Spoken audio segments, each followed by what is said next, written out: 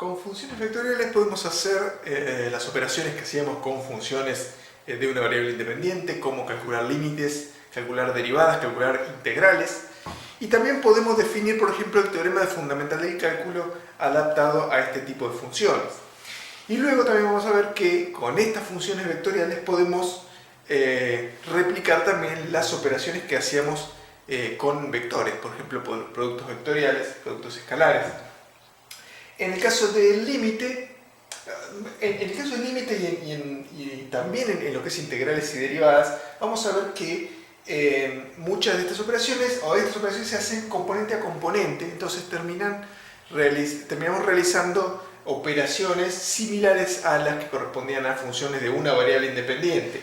Entonces, lo que quiero decir es lo siguiente: si uno tiene una función vectorial de este estilo, ¿sí?, con tres componentes, entonces su límite, cuando t tiende a, t es el parámetro, recordemos, t tiende a es un valor de un número real, t está definido en la recta real, entonces ese límite de la función vectorial será igual al límite de cada una de las funciones componentes. Entonces el límite de la función vectorial termina siendo también un nuevo vector en el cual uno calcula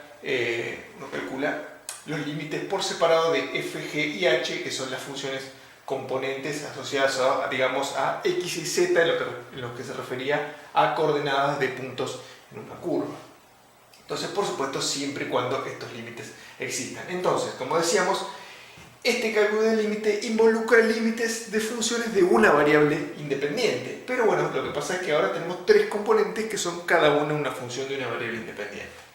En el caso de continuidad se define de una manera similar. La continuidad estaba asociada al cálculo de límites. Lo que tiene que suceder es que en un valor a del parámetro tiene que existir la función vectorial, o sea, r en a tiene que existir, y también tiene que existir el límite de rt cuando t tiende a y además ser igual. O sea, la definición de continuidad es similar al caso de funciones de una variable independiente, y esta fórmula nos dice que una función vectorial es continua en t igual a si son continuas en t igual a cada uno de las tres componentes. Estamos hablando de un caso de R3, pero uno puede generalizar fácilmente al espacio n-dimensional.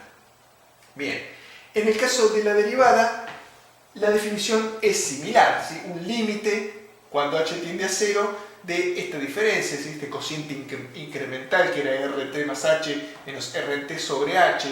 Por supuesto, la derivada va a terminar siendo también un vector, ¿sí? Será un vector que se denomina vector tangente.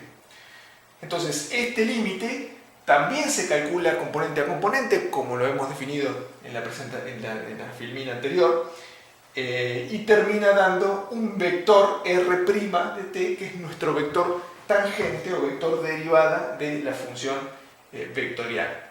Entonces, ¿cómo se interpreta geométricamente?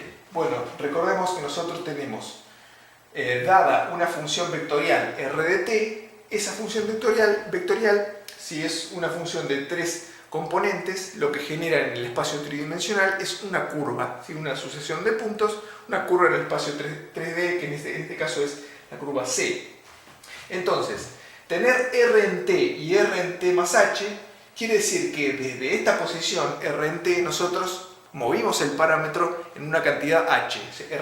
T más h, ¿sí?, es aumentar el valor del parámetro. Entonces r de t puede representar el vector que corresponde a este punto P, y r en t más h, bueno, nosotros corrimos el parámetro, entonces el punto se ha corrido sobre la curva, entonces generamos este punto Q.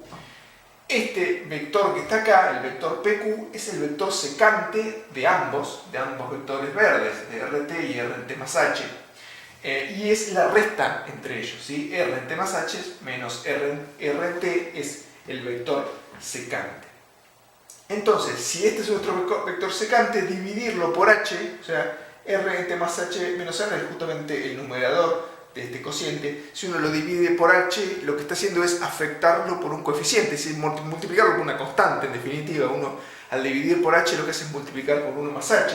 Entonces, el vector secante, ¿sí?, el vector secante es proporcional a esta magnitud, al cociente incremental. O sea, fíjense que obviamente el vector secante es PQ, esto lo que tendrá, el vector dado por el cociente incremental, lo que tendrá es otra magnitud, ¿sí? Pero la misma dirección y el mismo sentido que este otro vector. O sea, este vector justamente es este mismo afectado por el coeficiente 1 sobre h. ¿Sí? Entonces la dirección y el sentido es el mismo, no así la magnitud.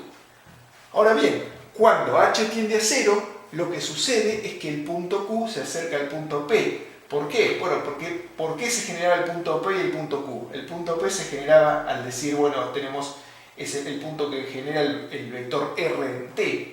El punto Q es el punto que genera el vector R en T más H. Si H tiende a 0, lo que quiere decir es que Q se mueve sobre la curva, ¿sí? Y se acerca cada vez más a P. ¿Sí? El intervalo del parámetro T que nosotros estamos considerando, el cambio en el parámetro T es cada vez más pequeño, entonces Q está cada vez más cerca de P. Entonces, si Q está cada vez más cerca de P, este vector, que es nuestro vector cociente incremental, si se quiere, es este vector, se acerca cada vez más al vector tangente, y en el límite, cuando Q está encima de P, lo que tenemos es un vector que es tangente a la curva C en el sentido tridimensional, un vector tangente pero en una curva tridimensional. Y ese vector es nuestro vector R', que se denomina vector tangente. Como lo vamos a necesitar un poquito más adelante, vamos a definir el vector tangente unitario, ¿sí? Lo vamos a llamar con T mayúscula, siempre sigue siendo un vector, y está definido por el vector tangente dividido su módulo, ¿sí? Dividido el módulo del vector tangente. Entonces eso uno sabe que lo que tiene es un versor tangente, si se quiere, se le denomina vector tangente unitario. Vamos a dejarlo acá, no lo vamos a usar ahora, pero sí lo vamos a usar más adelante. Bien, entonces este teorema nos va a permitir, bueno, calcular de manera convencional, si se quiere, el vector tangente. Si entonces se nos pide que, dada una función vectorial compuesta por tres funciones del parámetro t, donde f, g y h son funciones diferenciables, es decir, si nuestras funciones componentes son diferenciables, lo que nos dice este teorema es que nosotros vamos a poder calcular el vector tangente de esta manera, derivando cada una de las componentes, y estará dado por f', g' y h', ¿sí? Derivada con respecto a una variable independiente, la derivada como la vimos en análisis 1. La otra notación también, por supuesto, es válida. Entonces, un ejemplo para no poner tantas letritas y poner algún que otro número, dice, dada la curva r en t, raíz de t en i más 2 menos t en j, esta es una curva en el plano, ¿sí? Nosotros solamente tenemos esta componente que es x y esta componente que es y, o sea, tenemos un vector pero de dos componentes. Dice, calcule r' en t, o sea, nuestro vector tangente, y se grafique el vector posición y el vector tangente cuando t igual 1. El vector posición lo da justamente la curva, o sea, lo que uno dice es, bueno, el vector posición cuando t igual 1, lo que hacemos es reemplazar la t por un 1, acá lo mismo, y uno obtiene un vector posición de ese punto correspondiente al valor 1 del parámetro. Y el vector tangente, bueno, lo tenemos que calcularlo, lo calculamos utilizando este teorema, agarramos la expresión de la función vectorial, o sea, de nuestra curva, y la derivamos, ¿sí? Entonces, nuestro vector tangente, de acá derivamos la raíz, y acá derivamos 2 menos t con respecto a t, esta derivada da 0, lo otro da menos 1, o sea que nos queda solamente menos j. El vector tangente evaluado en t igual 1, cuando el parámetro vale 1, es, bueno, 1 medio i menos 1. ¿Sí? 1 medio en i menos 1 en j. Bien, entonces, según nuestra curva, nosotros tenemos que x es raíz de t e y es 2 menos t. Entonces se nos pide graficar el vector posición y el vector tangente. Vamos a graficar también la curva. Entonces la curva, en este caso, es muy simple de graficar, porque uno ¿qué puede hacer? Uno puede agarrar el parámetro t y darle valores, ¿sí? Es decir, t igual 0, t igual 1, t igual 2, t igual 3, y obtiene los valores de x, y va uniendo puntos. Eso se puede hacer, es válido, ¿sí? Para hacer una graficación.